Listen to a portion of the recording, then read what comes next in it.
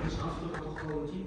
Автор Оларбек Нұрғалымұлы 1983 жылы Қытайда Алтай бөктерінде дүниеге келген.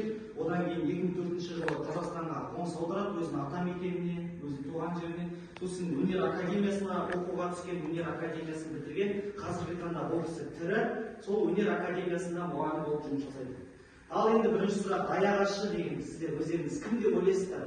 Ол білмейсіздер ғой, ешқайсымыз бұл сөзді ешқай жерде естімегенбіз бұрын соңды. Бірақ бұл мен осы әңгіме барысында ол аяғашшы деген кім екенін сіздерге түсіндіріп өтемін. Ең алдымен бір осы Оларбек ағамыздың бір жас кезінде Зекенбай ма сондай бір типтер болған.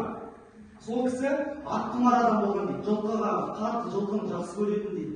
Сосын біреу мысалы өзінің бір жүйрік аттарын бір жұмысқа немесе бір жаңағыдай бір қой бағуға бағып жүрсе жүгіріп барып жаңағы жылқысын алып алады екен. Сен жүйрік атпен жылқыны қой бағып жүргеніңіз, қайын итеріп жүргеніңіз, мен атымдымын деп өзінің атын бере салған кісі болған.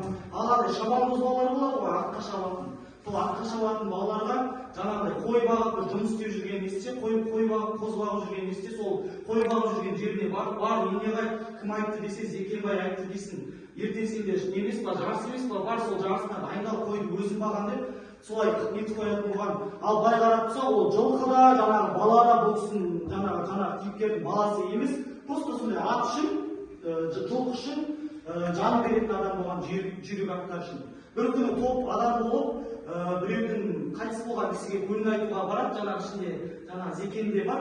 Сосын барлығы жылап отыр деп кірсе, сосын бір адам жанындағы адам тұрып, Зекен енді адамдар басу айтып бірдеңе айтсаңызшы деп айтатын көрді. Сол кезде Зекен тұрып, адамдар енді жылағандарын жөн ғой, енді жетеді, бірақ сабыр сақтайық, сабырлыларды Алла жақсы көреді. Адам тұрмақ небір жүйрік жылқылардай өліп жатыр ғой деп айтатын көрді. Сол кезде ана жердегі адамдар күлкіге қарық болып, күлкілері келіп жылап, бірақ іштей тия алмай қалады күлкілерін. Сосын аяғашшы дегенде бір ауылда жаңа кейіпкер, бір ауылда бір кісінің бір сүннет тойы болады баласының. Сол сүннет тойын өткізу үшін жаңағыдай бәйге жасамақшы болады. Сол бәйгеге бір апта бұрын дайындалады. Бұрынғы кезекте қазақтың салт дәстүрінде сондай бар екен, аяғашшыларды таңдау деген. Аяғашшы деген ол жаңағыдай жүйрікке 100 ат қосылса, соның 30-ына бәйге берілген бұрынғы ғасырда.